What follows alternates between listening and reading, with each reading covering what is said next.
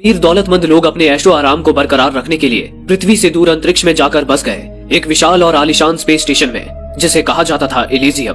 वहाँ अमीरों के ऐशो आराम के सारे साधन मौजूद थे और साथ ही थी मेड बे नामक एक बहुत ही एडवांस मशीन, जो बड़ी से बड़ी बीमारी को मिनटों में ही ठीक कर सकती थी। यहाँ तक कि अगर किसी का हाथ या पैर भी कट जाए तो ये मशीन उसके हाथ पैरों को भी वापस ला सकती थी। एलिजियम में हर घर में ऐसी एक मेड बे मशीन मौजूद थी, जिससे वे स्वस्थ और खुशहाल जिंदगी जीते थे। लेकिन वहीं पृथ्वी पर गरीब वर्ग के लोगों की जिंदगी बीमारी, प्रदूषण और आर्थिक तंगी से बेहाल हो चुकी थी। दुनिया में अब पुलिस, मिलिट्री और सरकारी कर्मचारियों की जगह एआई रोबोट्स ने ले ली थी। वे रोबोट्स अमीरों के लिए तो नौकरों की तरह काम करते थे, लेकिन वहीं गरीब लोग उन रोबोट्स के गुलाम बनकर रह गए थे। अब पृथ्वी पर जिंदगी आसान नहीं थी, इसलिए हर एक इंसान एलिजियम में रहने के सपने देखता था। उन्हीं में से एक मैक्स भी था, जिसकी जिंदगी का मकसद ही था एलिजियम। अनाथ मैक्स का बचपन एक अनाथ आश्रम में गुजरा, जहाँ उसे फ्रे नाम की एक दोस्त मिली। वे दोनों एक दूसरे के हमदर्द की तरह काफी समय साथ रहे, लेकिन आगे चलकर एलिजियम की टिकट हासिल करने की चाहत ने मैक्स को बुरे काम करने पर मजबूर कर दिया। वो चोरी करने लगा, जिसके लिए कई बार उसे जेल भी जाना पड़ा, और इस तरह वो फ्रे से दूर हो गया। आज समय था सन 2154। मैक्स अब परोल पर जेल से छूट चुका था और आर्माडाइन कॉर्पोरेशन नामक रोबोट्स और हथियार बनाने वाली फैक्ट्री में काम करता था। आर्माडाइन कंपनी ही एलिजियम को रोबोट्स, हथियार और बाकी तकनीकी सुविधाएं उपलब्ध कराती थी। मैक्स सुबह सुबह काम पर जाने के लिए बस स्टॉप पर आया, जहां बस में चढ़ने के लिए लोगों की लंबी कतार लगी थी। वहीं दो रोबोट्स बारी बारी से सारे पैसेंजर्स की चेकिंग कर रहे थे। रोबोट्स गरीब लोगों पर काफी सख्ती से पेश आते थे, और जो लोग पहले अपराधी रह चुके हो उनसे तो वे लातों से बात करते थे। उन्होंने मैक्स को अपना बैग दिखाने को कहा। इस पर मैक्स ने उनसे छोटा सा मजाक क्या कर लिया।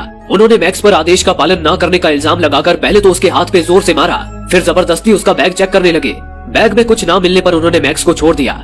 मैक्स अपना जख्मी हाथ लिए हॉस्पिटल आ गया। इत्तेफाक से हॉस्पिटल में उसकी मुलाकात फ्रे से हुई, जो वहाँ नर्स के तौर पर काम करती थी। एक अरसे बाद एक दूसरे से मिलकर मैक्स और फ्रे काफी खुश हुए। मैक्स ने फ्रे से अपने हाथ की मरहम पट्टी करवाई और उससे दोबारा मिलने का वादा करके फैक्ट्री में अपने काम पर आ गया।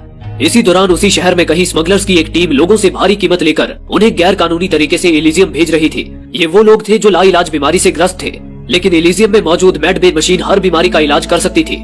इसलिए वे अपनी जान की भी परवाह न करते हुए एलिजियम में जाने को तैयार थे। इस सारे प्लान का मास्टरमाइंड था स्पाइडर, जो स्मगलर्स का लीडर था। हालांकि मेड बे मशीन को सिर्फ एलिजियम के नागरिकों के ही इलाज के लिए प्रोग्राम किया गया था, लेकिन स्पाइडर एक पहुंचा हुआ हैकर था। उसने इसका तोड़ भी निकाल लिया था। वो लोगों के हाथ में एक आईडी प्रिंट कर देता था, जो उन लोगों को मेड बे मशीन में एलिजियम के नागरिक की तरह दिखाती थी। स्पाइडर ने पूरी तैयारी के साथ पैसेंजर से भरे अपने 4 शिप्स अंतरिक्ष की ओर रवाना कर दिए, जिनमें बच्चे भी शामिल थे। लेकिन अंतरिक्ष में मौजूद सैटेलाइट्स के जरिए ये खबर एलिजियम की डिफेंस सेक्रेटरी जनरल जेसिका डेलाकोर्ट तक पहुंच गई। उसने पहले शिप को वापस लौट जाने की चेतावनी दी, लेकिन जब पायलट्स उसकी बातों को टालते हुए आगे बढ़ते रहे, तब जेसिका ने पृथ्वी पर मौजूद एक प्राइवेट मिलिट्री फोर्स के लीडर एजेंट क्रूगर को कॉल किया। लोगों के बीच बेघरों की तरह छुपकर रहता क्रूगर किसी वहशी से कम नहीं था। उसने उसी वक्त अपने वैन से एक रॉकेट लॉन्चर निकाला और आसमान की ओर 4 मिसाइल्स दाग दिए। उन मिसाइल्स ने ऑटोमेटिकली ही स्पाइडर के शिप्स को डिटेक्ट कर उसके 3 स्पेसशिप्स अंतरिक्ष में ही ब्लास्ट कर दिए। इस हमले में कई बेकसूर लोग मारे गए, पर चौथे मिसाइल का निशाना चूक गया, जिसके बाद वो चौथा स्पेसशिप एलिजियम के अंदर दाखिल हो गया। स्पेसशिप के लैंड होते ही सारे पैसेंजर्स उन घरों की ओर भागने लगे जहां मेड बे मशीन मौजूद थी। लेकिन तभी एलिजियम की रोबोटिक मिलिट्री फोर्स वहां आ पहुंची और उन्हें टेजर गन से शॉक देकर पकड़ने लगी। इस दौरान एक औरत अपनी अपाहिज बेटी को लेकर मेड बे तक पहुंचने में कामयाब हो गई। उसने बच्ची को मेड बे मशीन में लिटा दिया। मशीन ने पहले तो उसे स्कैन किया। उस बच्ची के हाथ में आईडी प्रिंट थी, जिससे मशीन को लगा कि वो एलिजियम की नागरिक है। जिसके बाद मशीन ने चंद सेकंड्स में ही उस बच्ची के पैर ठीक कर दिए। लेकिन तभी रोबोट्स ने उन्हें भी अरेस्ट कर लिया। रोबोट्स द्वारा अरेस्ट किए तमाम लोगों को एलिजियम की शिप से वापस पृथ्वी पर डिपोर्ट कर दिया गया। जेसिका की इस हरकत ने एक बार फिर इंसानियत का गला घोट दिया था। इसी दौरान पृथ्वी पर मैक्स पूरी मेहनत से अपने काम पर लगा था। वो एक रोबोट को असेंबल करके अगले प्रोसेस के लिए एक चैम्बर में बंद करने लगा, और तभी उस चैम्बर का दरवाजा अंदर ही किसी चीज पर अटक गया। फैक्ट्री के सुपरवाइजर ने जब ये देखा तो उसने मैक्स से चैम्बर के अंदर जाकर दरवाजे में अटकी चीज को हटाने के लिए कहा, लेकिन मैक्स हिचकिचाने लगा, क्योंकि ये काम खतरनाक हो सकता था।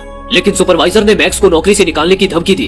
तब मैक्स चैम्बर के अंदर घुसकर दरवाजे पे अटकी चीज को हटाने लगा, और तभी उस चीज के हटते ही दरवाजा बंद हो गया और मैक्स अंदर ही लॉक हो गया। अंदर भयंकर रेडिएशन थी, जिसके संपर्क में आकर मैक्स बेहोश हो गया। कुछ देर बाद एक रोबोट ने मैक्स को बाहर निकाल लिया। मैक्स जिंदा तो था, पर घातक रेडिएशन के संपर्क में आने से उसकी हालत बहुत नाजुक हो चुकी थी।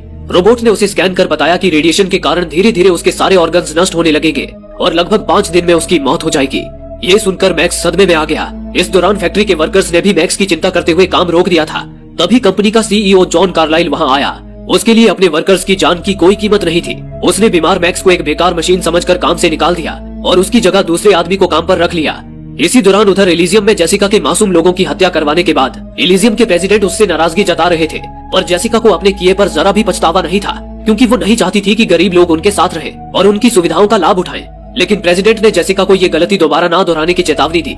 दूसरी ओर मैक्स बुरी हालत में घर लौटा और बेतहाशा उल्टियां करने लगा। इस दौरान उसका एक दोस्त जूलियो उसे संभालने की कोशिश कर रहा था। मैक्स ने जूलियो को फैक्ट्री में जो हुआ सब बताया और कहा कि वो 5 दिन में मरने वाला है। हालांकि मैक्स किसी भी हाल में मरना नहीं चाहता था, लेकिन अब उसे केवल एलिजियम में मौजूद मेडबे मशीन ही बचा सकती थी। वो जूलियो के साथ उसी वक्त स्पाइडर के पास आ गया। मैक्स पहले स्पाइडर के लिए काम कर चुका था, इसलिए उसे उम्मीद थी कि स्पाइडर उसकी मदद जरूर करेगा। मैक्स ने स्पाइडर को सारी बात बताई और कहा कि उसे एलिजियम की अगली फ्लाइट की टिकट चाहिए और एक आईडी भी, ताकि वो मेडबे मशीन से अपना इलाज कर सके। हालांकि मैक्स उस वक्त पूरी तरह कंगाल था और स्पाइडर बिना पैसों के कोई काम नहीं करता था, लेकिन स्पाइडर मैक्स की काबिलियत से पूरी तरह वाकिफ था। इसलिए स्पाइडर ने मैक्स के साथ एक डील किया। स्पाइडर एक बड़े प्लान को अंजाम देने वाला था, जिसके लिए उसे एक मैक्स जैसे ही शेर का जिगर रखने वाले एक इंसान की जरूरत थी। उसने मैक्स को एक डिवाइस दिखाया और कहा, तुम आर्माडाइन कंपनी के सीईओ जॉन कार्लाइल को तो जानते ही होगे, जिसकी कंपनी में तुम काम करते थे। कार्लाइल ने ही एलिजियम की सिक्योरिटी और गवर्नेंस सिस्टम को प्रोग्राम किया है। उसकी खोपड़ी में एक एडवांस स्टोरेज डिवाइस फिट है जो उसके दिमाग से न्यूरोलॉजिकली कनेक्ट है। उस डिवाइस में एलिजियम के सारे एक्सेस कोड और पासवर्ड्स मौजूद हैं। हालांकि वो डिवाइस बहुत ही हाई लेवल इंक्रिप्शन के साथ डेटा को सुरक्षित रखता है, लेकिन मेरा ये डिवाइस उसके दिमाग से वो सारा डेटा एक्सट्रैक्ट कर सकता है। मेरा ये डिवाइस भी कार्लाइल के डिवाइस जैसा ही है, जिसे किसी के दिमाग में फिट किया जा सकता है। हम इस डिवाइस को तुम्हारी खोपड़ी में फिट करेंगे और तुम्हें इसकी मदद से कार्लाइल के दिमाग में मौजूद डेटा को एक्सट्रैक्ट करके लाना होगा। अगर तुमने ये काम कर दिया, तब मैं एलिजियम पर कब्जा कर सकता हूँ और तुम्हें हमेशा के लिए एलिजियम में रहने का मौका दे सकता हूँ, जहाँ तुम जब चाहो मेडबे मशीन का इस्तेमाल कर पाओगे। मैक्स के पास अपनी जान बचाने का इसके अलावा और कोई चारा न था, इसलिए वो राजी हो गया। लेकिन ऐसी कमजोर हालत में मैक्स के लिए ये काम कर पाना मुमकिन नहीं था, इसलिए स्पाइडर ने मैक्स की सहमति से उसका ऑपरेशन करके उसके शरीर में एक एक्सोस्केलेटन फिट करवा दिया, जो मैक्स की खोपड़ी के अंदर उसके दिमाग से जुड़ा हुआ था। वो एक्सोस्केलेटन मैक्स को एक रोबोट की तरह ताकत और फुर्ती देता था। इसके साथ ही स्पाइडर ने मैक्स की खोपड़ी में वो डेटा एक्सट्रैक्शन डिवाइस भी फिट करवा दिया और उसके हाथ में आईडी भी प्रिंट करवा दी। अब मैक्स इस मिशन के लिए पूरी तरह तैयार था। इसी दौरान दूसरी ओर जेसिका अपने प्रेसिडेंट के फैसले से नाखुश थी और अब वो खुद एलिजियम पर हुकूमत करने की प्लानिंग कर रही थी। उसी बीच कार्लाइल जेसिका से मिलने आया। कार्लाइल वहां आया था क्योंकि एलिजियम के साथ उसका कॉन्ट्रैक्ट जल्द ही खत्म होने वाला था और वो अपना कॉन्ट्रैक्ट वापस पाना चाहता था। जेसिका ने इस बात का फायदा उठाने का सोचा। दरअसल एलिजियम पूरी तरह कंप्यूटर प्रोग्राम पर चलता था और उस प्रोग्राम में प्रेसिडेंट की जगह जिसका भी नाम एनकोड होता था, एलिजियम पर उसकी ही हुकूमत होती थी और सारे रोबोट्स उसके इशारों पर चलते थे।